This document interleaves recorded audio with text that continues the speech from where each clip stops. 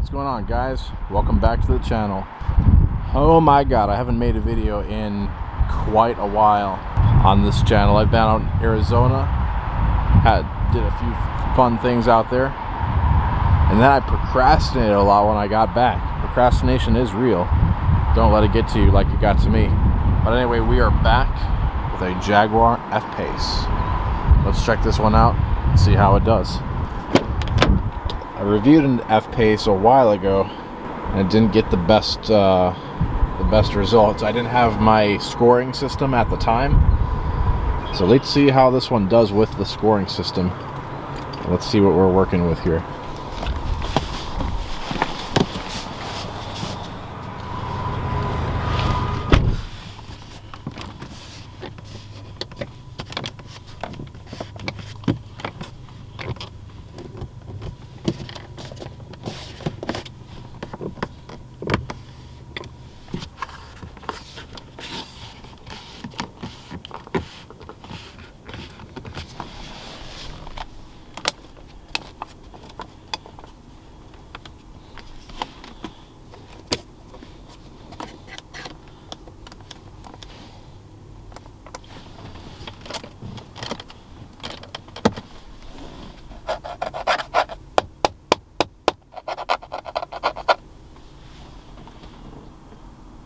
Not really squeaky back here, but this is pretty cheap.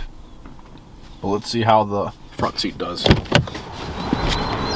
Oh, we got some birds and we got a hawk. What is going on here? I'm getting distracted. Anyway, let's see the front. One thing I noticed when getting in this car is it looks like the previous owner added a couple of things, like these Wish.com paddle shifters. They have the same kind of surface feel as like a machine sort of metal feel, but they're actually plastic. And what's kind of dumb about these things is you can see kind of how they cover up the real factory paddle shifters. Is because they're so long, if you actually try to use them for their intended purpose, you know, to change a gear, from the very top or bottom, they don't really shift the paddle so well. Like this shifts. If you try to change the gear like from up here, this is not really hitting the actual paddle. So you can up here, nothing, and then you go a little lower, then you got it. But if you're just up here, you're just gonna bend the paddle. Kind of dumb. Don't know why the previous owner put that in here. And then, correct me if I'm wrong, I don't think this little badge here is factory. And I don't think the little headrest adjustment buttons are factory either. So somebody did some Wish.com shopping for this Jaguar only to inevitably trade it into our store. So weird. I don't know why people spend money on stuff like that, but comment below, let me know your thoughts, or maybe I'm just nitpicking. But let's see how the interior does. Ooh.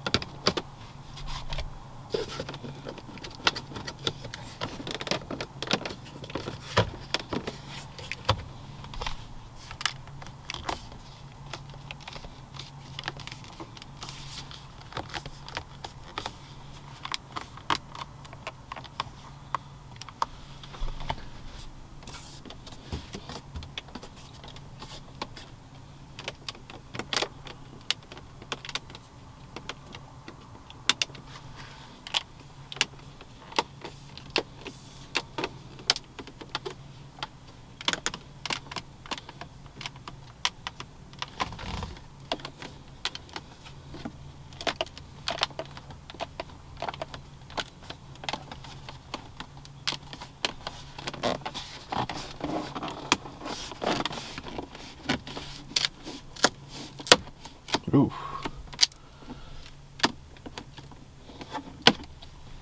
You guys didn't see anything.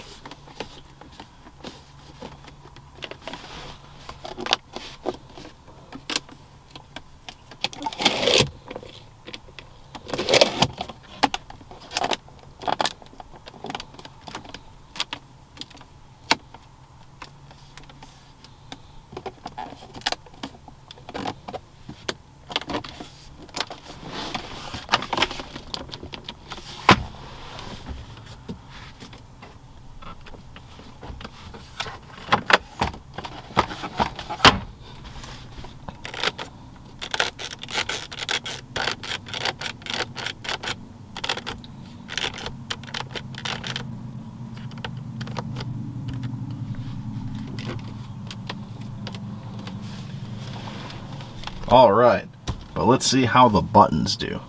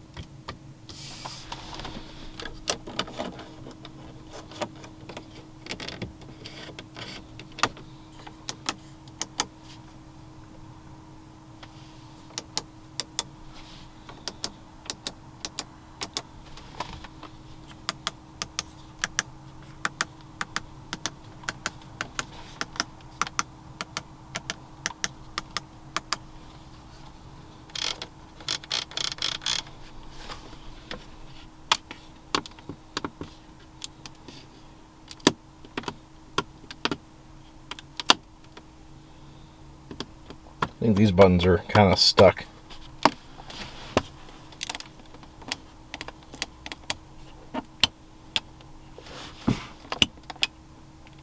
And now for the final button.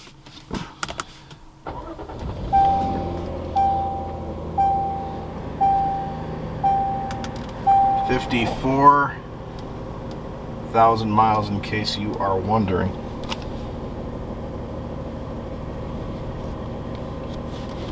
Anyway, what do I think of it? The fit and finish wasn't as catastrophic as I thought. It wasn't perfect though. There were a few minor squeaks.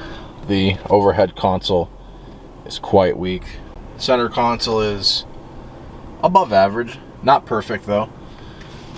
This kind of whole area on the side door here, a little squeaky. No copyright strikes today. I want all my monetization. But it was squeaky, but not enough, almost enough to make me really mad, but not quite, if you kind of know what I mean. I'm gonna give it a 7 out of 10 for fit and finish, which may seem a little bit generous. I know with the microphone I use, the squeaks are a bit louder when I rewatch the video. I'm just telling you guys what I'm hearing from my own ears. So bear with me here. 7 out of 10 I feel is what's fair. Maybe like a 6.5 if I'm honest, but to keep things simple, 7 out of 10. Like the center console lid here was actually solid. Over on the by the glove box was solid. You know, it's not all garbage. So there we go. 7 out of 10 for fit and finish. Materials though, on the other hand, are not as good. So I was in an F-Pace about 2 years ago, and it had worse materials than this, believe it or not, or at least they were worse to me. This one's a little better than that car, but still, these materials are not what you would think coming out of a Jaguar. Like, remember the Van den Pla from the 2000s with all the fancy, beautiful wood and stuff everywhere? And the picnic tables and stuff? This is not like that at all, not even close. A lot of soft touch going on. It's a little bit on the crappier side of soft touch though. Not liking any of the texture. Doesn't feel very expensive. Some car companies can pull off soft touch really well. Others can't. Jaguar apparently can't, or they won't. Not really liking this. This is plastic that kind of looks like metal. I'd prefer real metal or some wood or something. Stuff around here, the bright work, it's plastic, but it looks alright. I guess it could be worse. And then, just like all the modern cars, today is just plagued with the black piano veneer fakery. It's really plastic that's made to look like black piano wood, and they get scratched up and they look like ass over time. This car has got plenty of that, and it's a bit disappointing if I'm honest. As far as the seats go, I think this is real leather, but it's not a very soft leather. This is kind of like a rougher feeling leather, even though I think it is genuine. Let me know in the comments what you think. It's okay, I guess. And then the buttons are kind of a mixed feeling. The surface of the buttons feel cheap in everything in the car.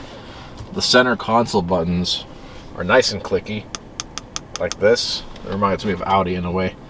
That I like. You know what? I can give it a pass there. Not really liking the steering wheel buttons though. They do not click, and they feel exceptionally cheap. Don't like them one bit. So, bad buttons, or at least half of the buttons are kind of bad. And then we got the sun visor here, which is, I've mentioned this before, where some upper parts of Land Rover products have like that weird recycled material kind of feel, and it's made its way up here.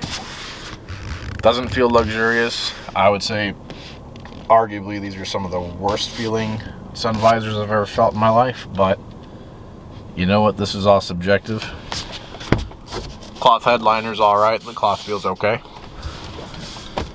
So that's kind of what we're looking at here, guys. Materials wise, it's not bad. It's not that amazing either. I'd say it's kind of average. So it gets an average score, 5 out of 10. So there you guys have it. 7 out of 10 for fit and finish, 5 out of 10 for materials. Let me know your guys' thoughts. Also did drive this car around a little bit, and it reminds me of a poor man's Porsche Macan. Handling's not too bad. Steering is pretty sharp off center. It doesn't have a lot of feel like the Macan, but I guess it's good enough. It's good for some buyers. I see a few of these on the road, so people must like these for something, I guess, but personally not my style. Also, it sits up a little bit too high. Some people like the high seating position. I don't. Even with the seat all the way down, I still feel like I'm sitting up too high, and I prefer to sit nice and low. That's why I like sedans. And even some SUVs you can lower the seating position quite a bit. Not in this one. So if you're a taller person like me who likes to sit low, this is not your car. But again, subjective. Please don't murder me in the comment section. Anyway, hope you guys enjoyed the video. It's nice to be back. I'm gonna try not to procrastinate so much, and hopefully I can give you guys some content. Anyway, I'll catch you later. Peace.